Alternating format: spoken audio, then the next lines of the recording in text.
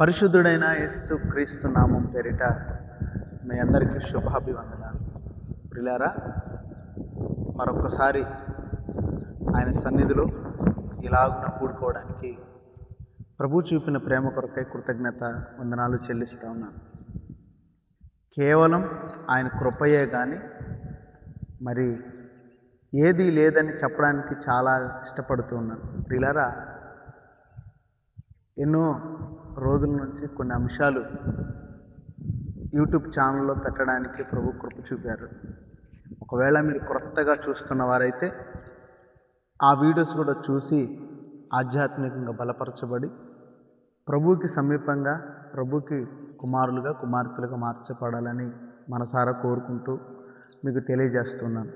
ఈరోజు మరొక అంశంతో మీ ఎదుటికి రావడానికి ప్రభు ప్రేరేపించి ప్రోత్సహించారు.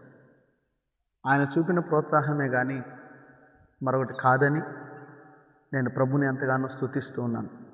కనుక ఆలస్యం చేయకుండా ప్రార్థన చేసుకొని ముందుకు కొనసాగుదాం. పరిశుద్ధుడు అయిన మా తండ్రి, కృతజ్ఞత వందనాలు చెల్లిస్తూ ఉన్నాం. లోకంలో గొప్పవారికి గనులకు లేని భాగ్యం మీరు మాకు ప్రసాదించారు. మీతో కూడా ఉండే భాగ్యం, మీ వాక్యంతో కూడా సన్నిహిత సంబంధాన్ని మాకు ఏర్పరిచారు. మేము శుద్ధీకరించబడడానికి, ప్రోత్సహించబడడానికి, ఏది ఏమైనా నీ రూపంలోకి మేము మార్చబడడానికి మీరు ఇచ్చిన వాక్యం కొరకే మేము స్తుతిస్తున్నాం. ప్రభువా, నీ మాటలు నీవు మాకు ఎప్పుడు వెన్నంటే ఉన్నందుకు కృతజ్ఞతలు చెల్లిస్తున్నాం.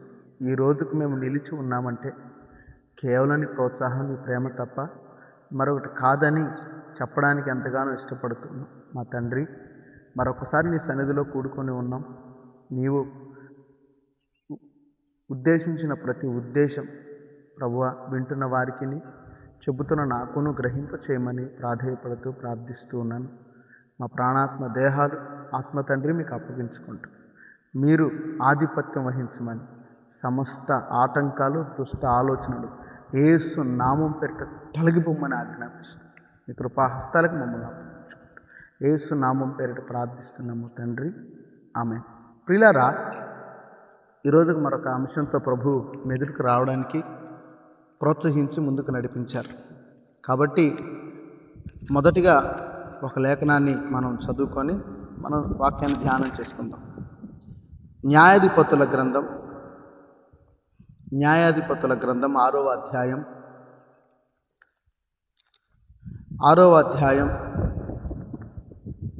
13వ వచనం నేను చదువుతున్నాను. మీరు కూడా తెరచి ఒకసారి చూడాలని మనసారా కోరుకుంటున్నాను. 6వ అధ్యాయం 13వ వచనంలో ఇలాగ రాయబడింది: గిద్యోను, చిత్తము నా ఏలినవాడా, యెహోవా మాకు తోడై ఉండిన ఎడల ఇదంతయు మాకేలా సంభవించెను. ప్రియులారా, ఇక్కడ మనకు కనబడుతున్న సందర్భం దేవునికి గిద్యోను గారికి మధ్యలో జరుగుతున్న సందర్భం.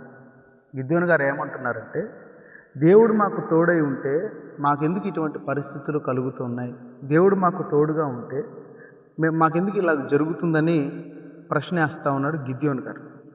నిజమే, ఇటువంటి ప్రశ్న ఈ రోజులలో మనకు కూడా చాలాసార్లు అనిపిస్తూ ఉంటుంది. చాలాసార్లు మనల్ని క్వశ్చన్ చేసేవాళ్ళు చాలామంది ఉంటారు. మీకు దేవుడు తోడై ఉంటే మీకు ఎందుకు ఇలా జరుగుతుంది, దేవుడు మీకు తోడై ఉంటే మీరు ఎందుకు ఇట్లాగ నడిపించబడుతూ ఉన్నారని కొన్నిసార్లు మన అంతరంగం కూడా ఇట్లాగే అనిపిస్తూ ఉంటుంది. ఎందుకు మాకు దేవుడు తోడై ఉంటే మా పరిస్థితులు ఇలా ఎందుకు ఉన్నాయని. అయితే ప్రియులారా, ఆత్మీయులమైన మనం, మనకొక్కళ్ళకే కాదు కానీ గిద్యోను గారు న్యాయాధిపతి, కానీ ఆయనకు కూడా అటువంటి ఆలోచన కలిగింది. ఏమనంటే, అది మాకే ఎందుకు ఇలా జరుగుతుంది. ఈరోజు అంశం ఏంటంటే, ఇలా నాకే ఎందుకు జరుగుతుంది అనే అంశం మీద దేవుడు మాట్లాడడానికి ప్రోత్సహించారు. నాకే ఎందుకు ఇలా జరుగుతుందనే ప్రశ్న ఒకవేళ వింటున్న నీకుంటే దేవుడు ఈరోజు నీతోనే మాట్లాడుతున్నారు. ఏమనంటే, నాకే ఎందుకు ఇలా జరుగుతుంది, నాకే ఎందుకు ఇలా జరుగుతుందని కోపం తెచ్చుకుంటాం, అందరి మీద అరుస్తూ ఉంటాం, ఇరిటేషన్ తెప్పించుకుంటూ ఉంటాం, ఏది పడితే అది తొందరపడి మాట్లాడుతూ ఉంటాం. కానీ నాకే ఎందుకు ఇలా జరుగుతుందని గిద్యోను గారి వల్లే ప్రభువుని ప్రశ్నించిన, లేకపోతే దేవుణ్ణి అడిగిన సందర్భాలు ఏమైనా ఉన్నాయా ప్రియులారా? ఒకసారి మీరు ఆలోచించాలి. నాకే ఎందుకు ఇలా జరుగుతుందని దేవుని విడిచిపెట్టేవాళ్ళు చాలామంది ఉంటారు. నాకే ఎందుకు ఇలా జరుగుతుంది, దేవుణ్ణి నమ్ముకున్నందువల్ల నాకే ఎందుకు ఇలా జరుగుతుంది, దేవుణ్ణి నమ్ముకుంటే ఏదో జరగాలి కదా అన్న ఆలోచనతో ఏమి జరగపోవడాన్ని బట్టి దేవుణ్ణి విడిచిపెట్టేవాళ్ళు ఎందరో. మీకు ఉదాహరణ చెప్పాలి. ప్రభు కావాలని ప్రభు దగ్గరికి వచ్చిన ఒక కుటుంబం చక్కగా పరిచర్యలో కొనసాగుతూ ఉంది. సేవకునికి వెన్నంటే ఉంటూ, సేవకునికి వండి పెడుతూ, సేవకుని బాగోగులు చూసుకుంటూ, మీకు అద్భుతంగా చెప్పాలంటే సేవకుని కాళ్ళు ఒత్తుతూ, సేవకునికి స్నానం చేయించేటప్పుడు వేణీళ్ళు పెట్టి, సేవకుని తమ తండ్రిలాగా భావించి ఆయనకు ప్రతిదీ కూడా పడుకునే కానుంచి తినే కానుంచి సమస్తం కూడా చూసుకుంటూ, ఆదివారం ఆరాధన అయితే శనివారం నైటే సేవకుడు విశ్వాసులు ఇంటికి వచ్చి వాళ్ళ ఇంట్లో ఉంటున్నాడు అని అంటే వాళ్ళు సేవకుడిని ఎంత ప్రేమించుంటారు, సేవకుడు కూడా వాళ్ళని ఎంత ప్రేమించుంటారో ఒకసారి మీరు ఆలోచించండి. మీకేం కావాలని కోరి మరీ వండిపెట్టి చక్కగా అన్ని విషయాల్లో కూడా సేవకుడిని ఒక ఉన్నతమైన స్థానంలో పెట్టుకొని చూసుకుంటున్న ఒక కుటుంబం ఏదో కారణం చేత, ఏదో ఒక జరిగిన కారణాన్ని బట్టి, సంభవాన్ని బట్టి సంఘాన్ని విడిచిపెట్టి, సేవకుడిని విడిచిపెట్టి విగ్రహారాధనలో కలిసిపోయిన కుటుంబం నాకు తెలుసు. ప్రియులారా, లోకాన్ని వద్దనుకొని, లోకపు ఇచ్చలు వద్దనుకొని, అటువంటి పరిస్థితులు నాకు వద్దనుకొని నిజదేవుని దగ్గరికి వచ్చిన చాలామంది కూడా వారు కోరుకున్నది ఏదో దక్కలేదని ప్రభువుని విడిచిపెట్టి వెళ్ళిపోయేవాళ్ళు కోకొల్లలుగా ఈ రోజున మనకు కనపడుతూ ఉన్నారు. కారణం ఏంటంటే నాకే ఎందుకు ఇలా జరుగుతుందనే ప్రశ్న. గిద్యోను గారు కూడా ప్రభువుని అడుగుతూ ఉన్నారు. ఏమనంటే నాకే ఎందుకు ఇలా జరుగుతుంది, దేవుడు మాకు తోడై ఉంటే మాకు ఎందుకు ఇలా జరుగుతుంది అనేది గిద్యోను గారి ప్రశ్న. మన ప్రశ్న కూడా సహజంగా అదే, నాకే ఎందుకు ఇలా జరుగుతుందనే ప్రశ్న. ఈరోజు ప్రభు మనం నడిపించే విధానాలు, ఆయన పంచుకోవాలనుకున్న ఆశలు, అసలు ఆయన ఉద్దేశం ఏమిటో మనం ఈరోజు స్పష్టంగా తెలుసుకోవడానికి ప్రభు ఇట్టి అవకాశాన్ని మనకు కలిగించారు. ప్రియులారా, ప్రశ్నకి రెండు జవాబు చూద్దాం. చాలా ఉన్నాయి.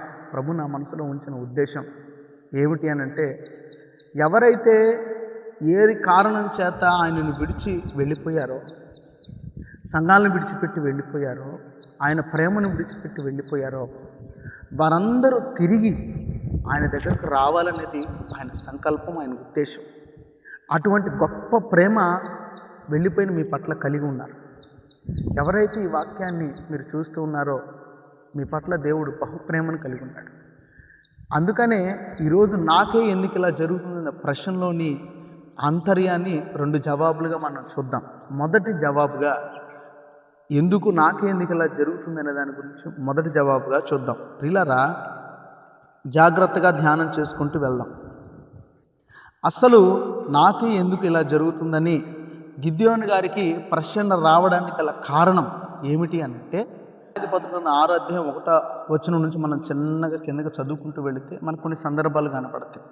అందులో ఒక సందర్భం ఏంటంటే, న్యాయాధిపతుల గ్రంథం 6వ అధ్యాయం 3-4 వచనాల్లో రాయబడిన మాట ఏమిటి అంటే, వారి జీవన సంబంధమైన ప్రతి దానిని కూడా మిద్యానీయులు దోచుకున్నట్లుగా మనకి కనబడతా ఉంటుంది.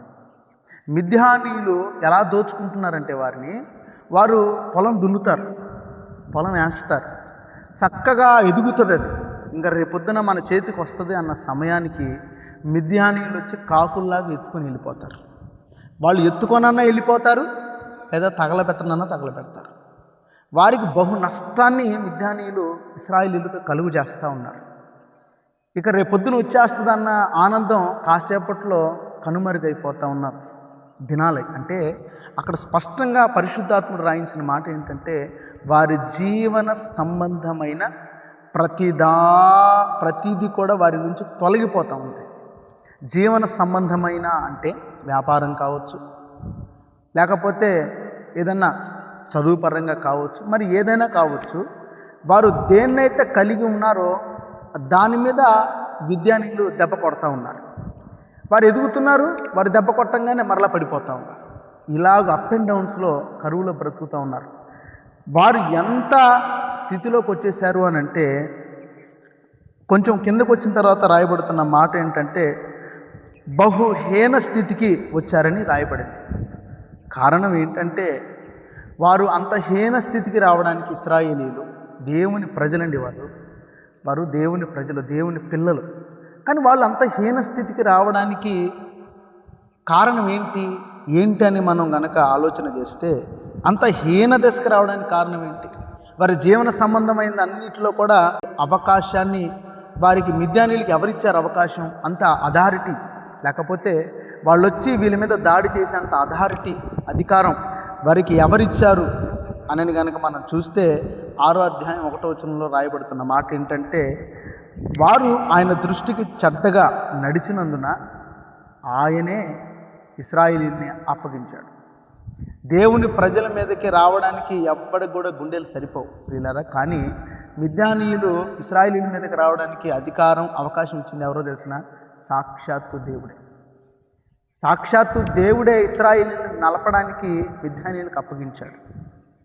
ప్రియులారా, ఎంతగా వారు నలిపారంటే చాలా భయంకరంగా నలిపారు. వారు బహుగా ఏడ్చారు. కొన్ని సందర్భాల్లో రాయబడితే అక్కడే వారి హీన స్థితిని చూసి ప్రభుకే దుఃఖం అనిపించిందంట. అంత హీన స్థితికి వెళ్ళిపోయారు. అలా చేయడానికి గల కారణాలు, ఆ సందర్భాలు జరుగుతున్నప్పుడు ఏంటంటే, ఏది పట్టుకుంటే అది వారి నుంచి దూరం అయిపోతూ ఉంది, ఏది పట్టుకుంటే అది వారి నుంచి వెళ్ళిపోతూ ఉంది, ఏదైనా సాధిద్దాం అనుకున్నప్పుడు అది వారి నుంచి దూరం అయిపోతూ ఉంది. ఇలాగ జరుగుతుండగా వాళ్ళకి ఇసుకు పుట్టింది.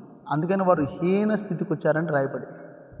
అయితే ప్రియులారా, అప్పుడు మీ గిద్యోను గారు అడుగుతున్న ప్రశ్న అది ఏమనంటే, నాకే ఎందుకు ఇలా జరుగుతుంది అనే ప్రశ్న. ప్రియులారా, నువ్వు ఎక్కడుండి వింటున్నావో నాకు తెలియదు, కానీ నువ్వు ఏది పట్టుకుంటే అది నీకు దూరం అయిపోవడం, వ్యాపారం కానీ, లేకపోతే లోక సంబంధంగా కావచ్చు, ఆత్మ సంబంధంగా కావచ్చు, ఏ విషయంలోనైనా నువ్వు తగ్గిపోవడానికి, చేతికి దొరికింది చిక్కింది అనుకున్నప్పుడు వెళ్ళిపోవడానికి గల కారణం ఏమిటో అనేది ఎప్పుడైనా నువ్వు ఆలోచించావా? ఈ రోజున ఆలోచించాలని ప్రభు కోరుతా ఉన్నాడు. ఏమిటనంటే, నాకే ఎందుకు ఇలా జరుగుతుందన్న ప్రశ్న ఉన్న నీతో దేవుడు మాట్లాడుతున్న మాట ఏంటంటే, గిద్యోను గారు అడిగిన ప్రశ్నే ఈరోజు మన అంతరంగంలో ఉన్న కూడా ప్రశ్న కనుక, ఈరోజు ఆ ప్రశ్నకి మొదటి జవాబుగా ఆయన మనకి చెబుతున్న విషయం ఏమిటనంటే, మనము కొంచెం కిందకెళ్ళి అదే న్యాయాధిపతులు 6వ అధ్యాయం కొంచెం కిందకెళ్ళి చదివితే, వారు హీన దశకు వచ్చినప్పుడు వారు యెహోవాకు మొర్ర పెట్టిరి అని రాయబడింది. మీరు ఎప్పుడు నన్ను గమనించారా? వారు కనుక హీన స్థితికి రాకపోయి ఉండుంటే వారు ప్రార్థన చేసేవాళ్ళు కాదు, దేవునికి మొర్ర పెట్టేవాళ్ళు కాదు, దేవుని పాదాలు పట్టుకునేవాళ్ళు కాదు. వారిని హీన స్థితికి రావడానికి దేవుడి అవకాశం ఇవ్వడానికి గల కారణం ఏంటో తెలుసా పిల్లరా? ఆయన అపారమైన ప్రేమ. తన పిల్లల్ని నలుపుతాడు, శ్రమకు అప్పగిస్తాడు, కానీ ఎప్పుడు చంపడానికి ఇష్టపడ్డాడు. ఆయన తండ్రి కనుక నేను ఒకడు ఉన్నాను, ఆయన వాళ్ళ తండ్రిగా, ప్రజలకు తండ్రిగా నేను ఒకడు ఉన్నానన్న సంగతి ఇశ్రాయేలు ప్రజలు మరిచిపోయి ఆ లోక సంబంధులు ఎలా చేస్తూ ఉంటారో అలాగే వాళ్ళతో కలిసి దేవుని ప్రజలు కూడా ఆ రోజున చేస్తూ ఉన్నారు. అందుకనే వాళ్ళతో పాటు నష్టం వీరికి కూడా కలిగింది.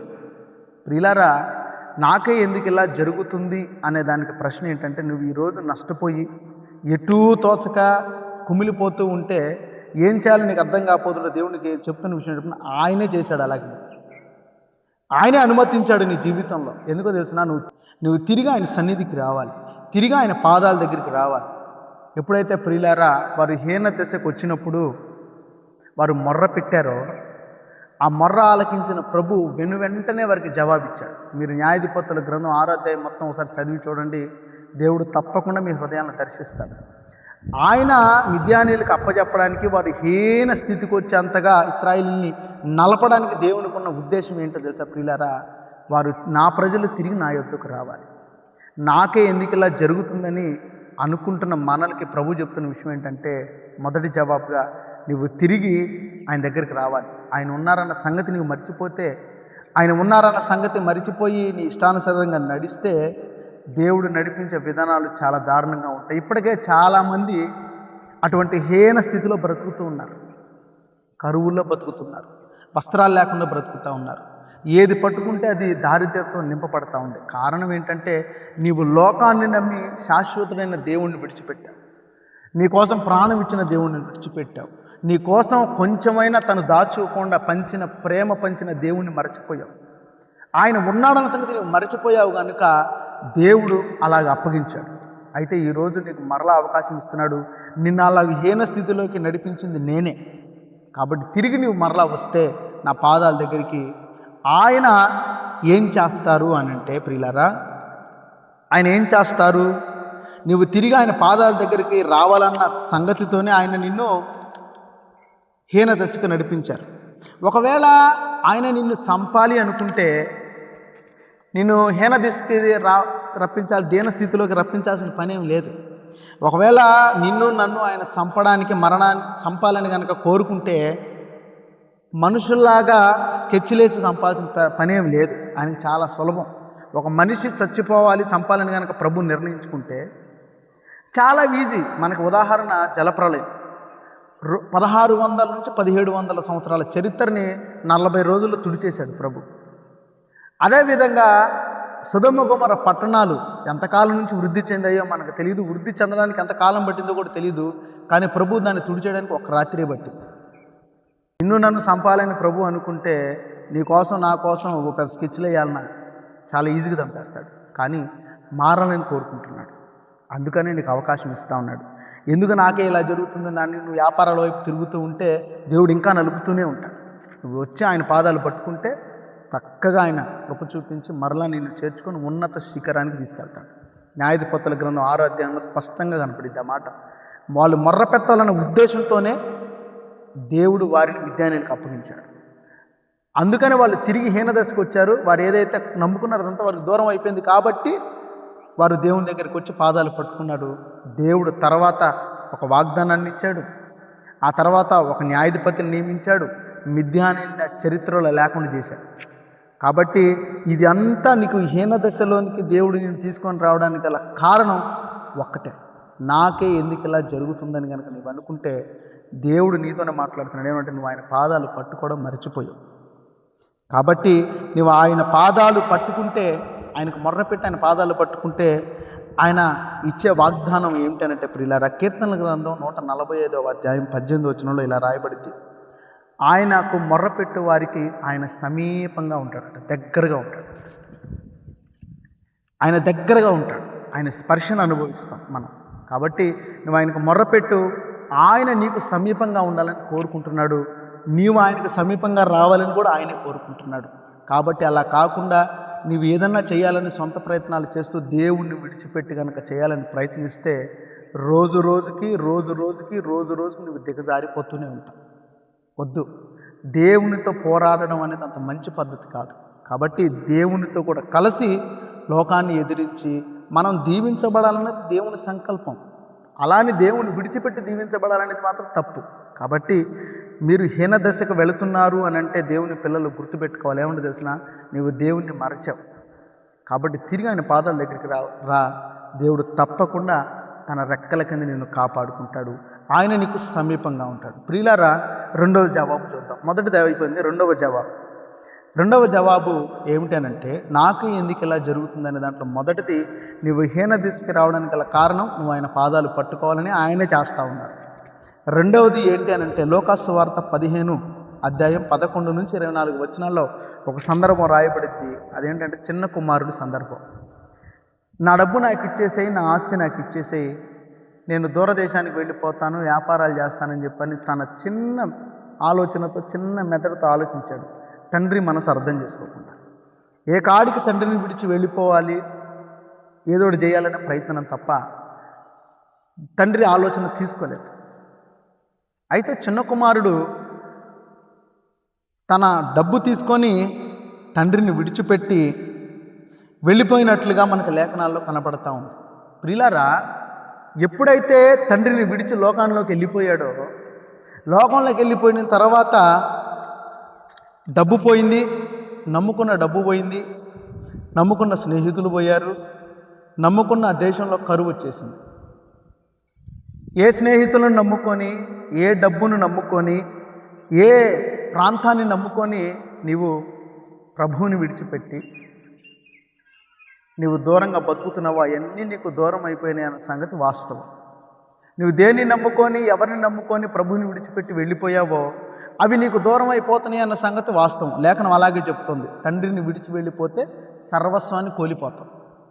అయితే దేవుడు ఇలా చేయడానికి గల కారణం ఏంటి? నువ్వు అణగారిపోయి మరలా ఇక్కడ కూడా ఈ చిన్న కుమారుడు ఏ స్థితికి వస్తాడంటే పందులు కాసే స్థితికి వస్తాడు. స్నేహితులు కావాలని వెళ్ళాడు, డబ్బు సంపాదిద్దామని వెళ్ళాడు, ఒక ఉన్నతమైన దేశానికి వెళ్దామని వెళ్ళాడు. అయితే డబ్బు పోయింది, స్నేహితులు పోయారు, దేశం కూడా కరువుతో నింపబడిపోయింది. ఇంకా మిగిలిందల్లా ఏంటంటే పందులు. కనీసం ప్రియులారా తన కడుపులో ఉన్న ఆకలి తన్ని ఆ పందులు తినే పొట్టైన తినాలనే ప్రేరణ కలుగు చేశాయి. అయితే అద్భుతమైన విషయం ఏంటంటే ఈయనకి అటువంటి స్థితిలో ఉన్న ఈ చిన్న కుమారుడికి ఒక చక్కటి ఆలోచన కలిగింది. ఏమనంటే బుద్ధి తెచ్చుకొని అని రాయబడింది అక్కడ. బుద్ధి కలిగించాడు ప్రభు తన అంతరంగంలో.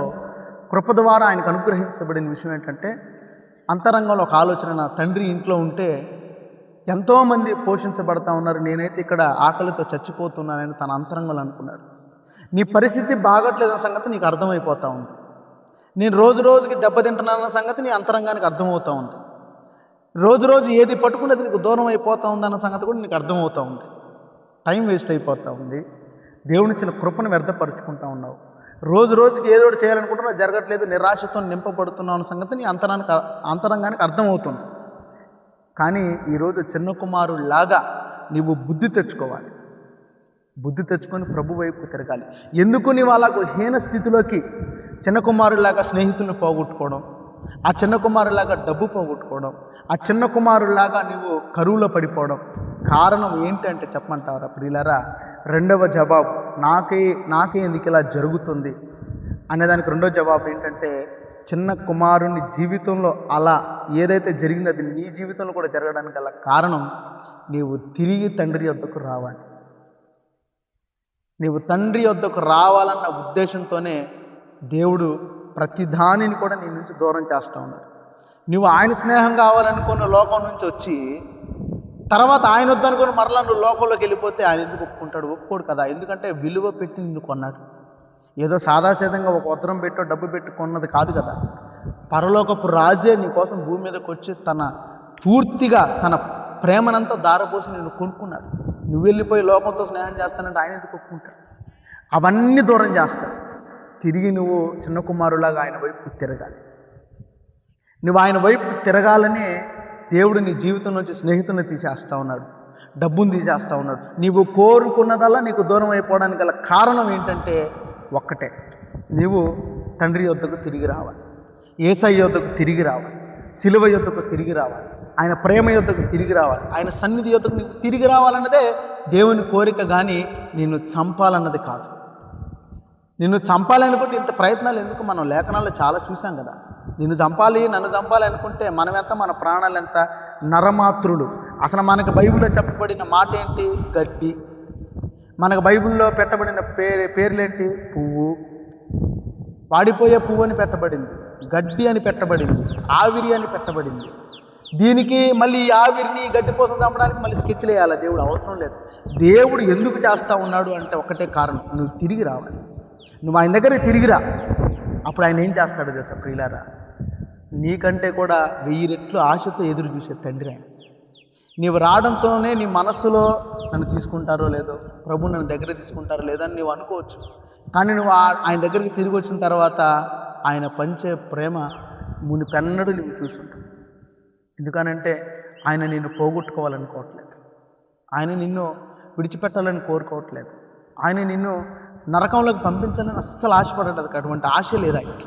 నువ్వు తిరిగి వస్తావని. ఆ రోజున చిన్న కుమారుడు తిరిగి వచ్చేటప్పుడు తండ్రి మిద్ద మీద ఉండి చూస్తున్నాడని రాయబడింది. అంటే నీకంటే కూడా 1000 కళతో ఆయనే ఎక్కువ ఎదురు చూస్తూ ఉన్నాడు నువ్వు వస్తావని. ఎందుకు వస్తావని ఎదురు చూస్తున్నాడు తెలిసిన? నీవు ఏదైతే కోరుకున్నావో అవన్నీ నీకు దూరం అయిపోయాయి కనుక, నిన్ను ఒంటరిని చేశాయి కనుక, నిన్ను దిక్కులేని వాడిగా చేసే కనుక తిరిగి దిక్కు తండ్రి అవుతాడన్న సంగతి ఆయనకు తెలుసు. అందుకనే ప్రియులారా, నీ జీవితంలో నువ్వు దూరం అయిపోతున్న వాటిని బట్టి నువ్వు బాధపడద్దు. నీవు దూరం అయిపోతున్నాయంటే ఒకటే కారణం, నీవు తండ్రిని మరిచావు. కాబట్టి తిరిగి నువ్వు తండ్రి దగ్గరికి రా. నీకు అటువంటి దానికంటే కూడా ఎక్కువ ఘనతను ఇవ్వడానికి ఆయన సమర్థుడు. కాబట్టి ప్రియులారా, అలాగ నువ్వు తిరిగి వస్తే అక్కడ రాయబడుతున్న మాట ఏంటంటే తండ్రికి కనికరం పుట్టిందని రాయబడింది. చిన్న కుమారుని చూడంగానే పరుగు పరుగున చిన్న కుమారుడు అని ఇంకా ఆలోచనలో వెళ్తా ఉన్నాడు. కానీ తండ్రి అయితే అసలు వాడు ఏం చెబుతాడు, ప్రభు తండ్రి నన్ను క్షమించని అసలు అవకాశం కూడా ఇవ్వలేదు, ముద్దులతో ముంచెత్తాడు. ప్రియులారా, ఆయన ఆ రోజుల్లో తప్పు చేయకుండా ఆయన దగ్గర ఉన్నప్పుడు ఎంత ముద్దాడాడో తిరిగి వచ్చినప్పుడు కూడా అలాగుననే ముద్దాడాడు. ఆయన కరుణ కటాక్షాలు నీ కొరకు ఎదురు చూస్తూ ఉన్నాయి. ఆయన నీ కొరకు వేచి ఉన్నాడు. వాస్తవంగా మన కోసం మన ఇంట్లో వాళ్ళే వేచి ఉన్నారు, కానీ పరమ తండ్రి నీ కొరకు వేచి ఉన్నాడు. పరమ తండ్రి నీ కోసం 1000 కళ్ళతో ఎదురు చూస్తూ ఉన్నాడు. ఎందుకు? చేతులారా నీకు దూరం అయిపోతున్న వాటి కొరకు నువ్వు ప్రయాసపడి అవి నీకు దొరకవు. ఎందుకనంటే దేవుడే వాటిని దూరం చేస్తాడు, దేవుడే వాటిని దూరపరుస్తూ ఉన్నాడు. ఎందుకనంటే నువ్వు తండ్రి వైపు తిరగాలి.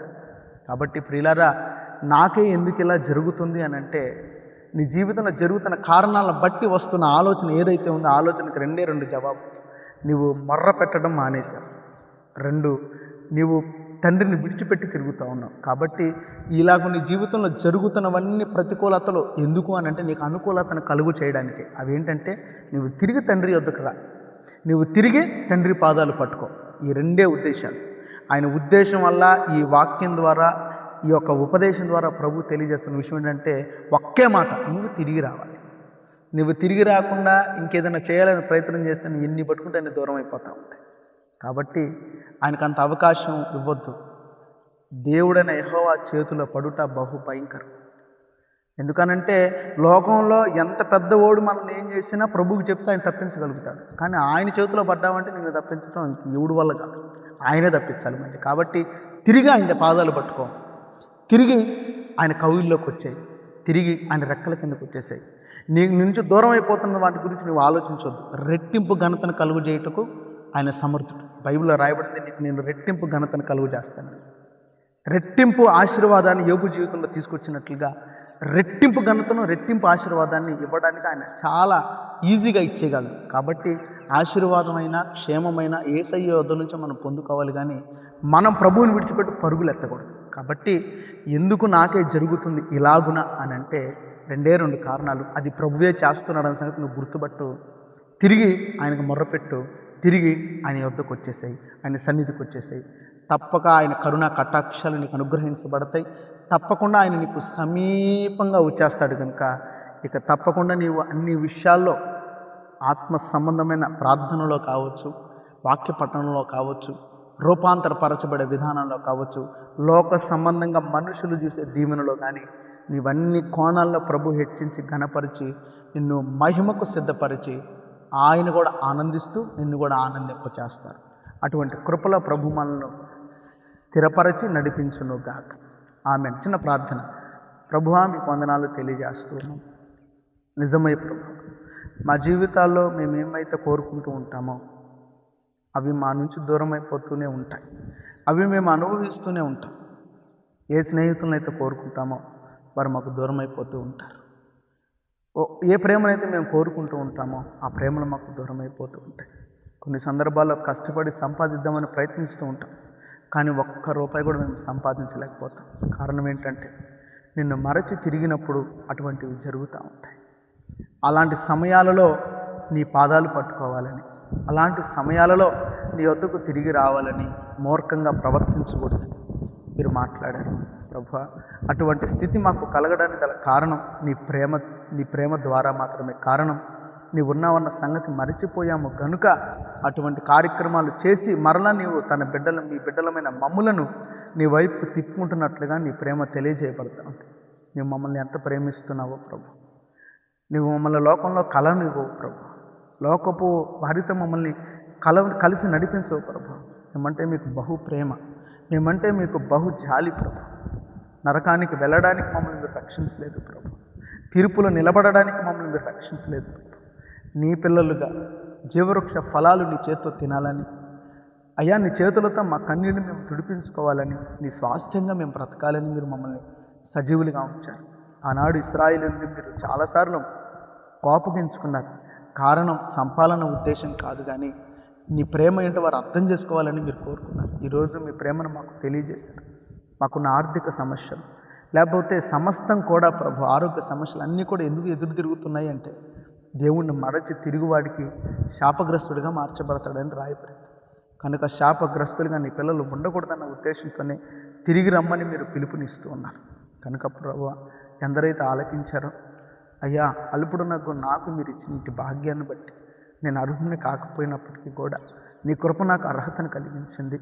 ఎందరైతే ఈ ప్రార్థన ఈ వాక్యాన్ని ఆలకించారో వారందరూ కూడా నీ వైపు తిరగాలన్న నీ ఉద్దేశం సఫలీకృతం చేసుకొని మీరు మహిమపరచబడమని, అల్పుడునకు ఎందుకు పనికిరాని మట్టి బాణనకు మీరు నాకు ఇచ్చిన ఇంటి మాధుర్యాన్ని బట్టి కృతజ్ఞతలు చెల్లిస్తూ యేసు నామం పేరిట ప్రార్థిస్తూ వందనాలు చెల్లిస్తున్నాను తండ్రి. ఆమెన్. మరొక కార్యక్రమంతో కలుసుకున్న అంతవరకు మీ అందరికీ కృపాక్షేమాలు మీ ఆత్మలకు మెండుగా తోడే ఉండి నడిపించును గాక. ఆమెన్. మీ అందరికీ వందనాలు.